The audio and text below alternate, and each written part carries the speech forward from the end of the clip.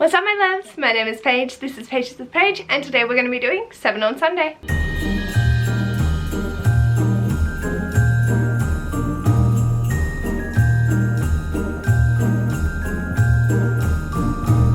Sunday is a Goodreads group created by Grace from G Swizzle, and I'll leave a link to both Grace's channel and the Goodreads group in the description box below. This week's topic are calling me out because it's new releases that I haven't read yet, and I'm mad at myself. For 4 of these, I don't actually have the physical books with me, so that's my justification for why I haven't read them, but I definitely want to have gotten to these and I didn't, and it's okay. But also please kick me up the gas next year when I say I really want to get to these and I have them and I don't. First, we'll dive into the ones that I don't have physical copies of because that's my explanation for why I haven't read them. The first is A Psalm for the Wild built by Becky Chambers. Technically, I've rented out the audiobook from the library and then I just hadn't read it yet because other things took priority, but like it was this close and it's a 4-hour audiobook. It would take this.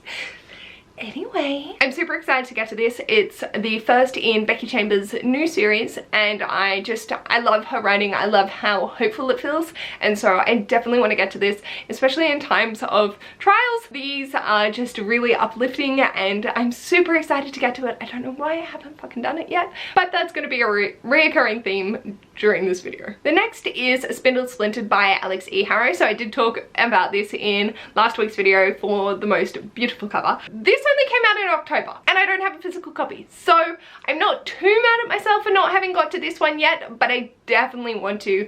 I've been on a very heavy fairy tale, Sleeping Beauty, Greek myth, not that this is, but in general vibe this year. Basically any retellings I've been picking up, so I definitely want to get to this after reading Malice, which is also a Sleeping Beauty retelling. I'm curious to see how this one goes and I'm here for it. I've heard good things about Alex E. Harrow's writing. I haven't read 10,000 Daughters of January or Once and Future Witches yet, but I'm curious in them, so hoping that this will go well. I can't wait to get to this. Haven't done it yet, but it only came out 2 months ago. So on less okays, the next one I have is Ariadne by Jennifer Saint. So I will be getting to this. This is my December-January pick for my book club, the Library of the Unread on Facebook. So I'm definitely going to be getting to it either this month or the beginning of next year. So thank God for that, but I'm still mad at myself that Ash had an arc. I could have read this ages ago. Did I? No. Like I mentioned, Greek retelling.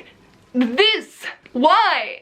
I'm so curious. Everyone's been really adoring it. I've heard a few people that haven't liked it, but knowing myself, that's not going to be too much of an issue, and I just, why are you not in my brain? And the final one that I don't have a copy of is Hazelbly and the Deep Blue Sea by Ashley Herring Blake. This one came out in May, so could have done better. I am also working my way through Ashley Herring Blake's backlist. I have asked for a few of those for Christmas, so hopefully they will arrive and I will continue to make my way through Ashley Herring Blake's works. I am super keen for her new release coming out in February next year, so I've got a lot of Ashley Herring Blake to read. This is one that I absolutely wanted to get to because it seems so bloody cute, but also heart-wrenching because that's how Ashley writes. Definitely going to get to this the second it comes into my hands, but I haven't done it as of yet. And I'm kicking myself for it because I do love me some Ashley Herring Blake. And then for the ones that I do own, we're going to work backwards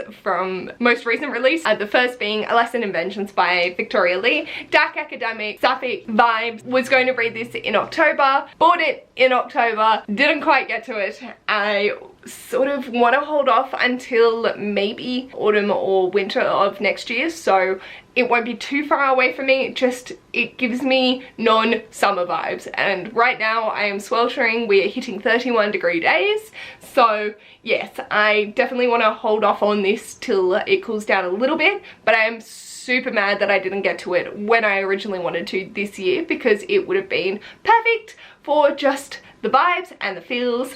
And I'm not usually a seasonal reader, but something about this is just saying hold off now that you've missed the boat. So I'm irritated that I haven't read it yet because I could have, and now I have to wait. The next is Darling by Kay Ankrum. So this came out in June and I think I bought it not too long after its release. I didn't realize Ash was going to be getting the hardcovers in, which look at that spine. amazing. With this, I know why I haven't read it yet. It's because it's a Peter Pan retelling. I adore Kay Ancrum's writing. The Way to the Stars and The Wicker King, absolutely amazing. Loved seeing the twisty sort of vibes. I don't like Peter Pan, so I'm petrified, absolutely petrified to read this. I know that Kay Ancrum's gonna do me solid, but oh god, I'm apprehensive, and so I've reluctantly put it off, even though I know that I need to read it and I should just read it because I love their writing. But here we are, end of the year, still haven't read, probably not going to. Someone buddy read this with me, please.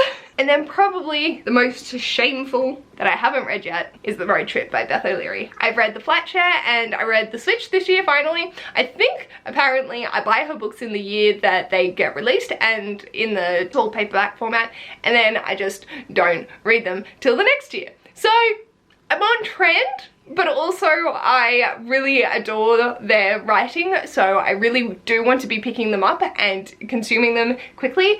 I love the idea of close quarters in a car going to a wedding, so I'm very curious for the vibes and antics that are going to occur. I just love a feel-good read, so I definitely should get to it, but I haven't as of yet. And it's been out and in my hands since about April, May, so yeah, shameful. In saying that, her next release, Ash has an arc of it at work, and it is a tome.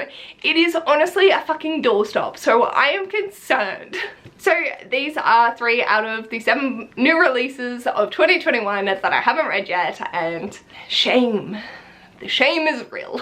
Let me know in the comments, do you keep up with new releases? Are there any that you really wanted to get to and just haven't managed to yet? Or if you don't really care and you pick them up as you pick them up and it's all cool. I'm still so mad I haven't got to a lesson Inventions. If you like this video, feel free to give it a big thumbs up. And if you'd like to see more of this mess, feel free to subscribe. And I'll hopefully see you in my next video. Bye!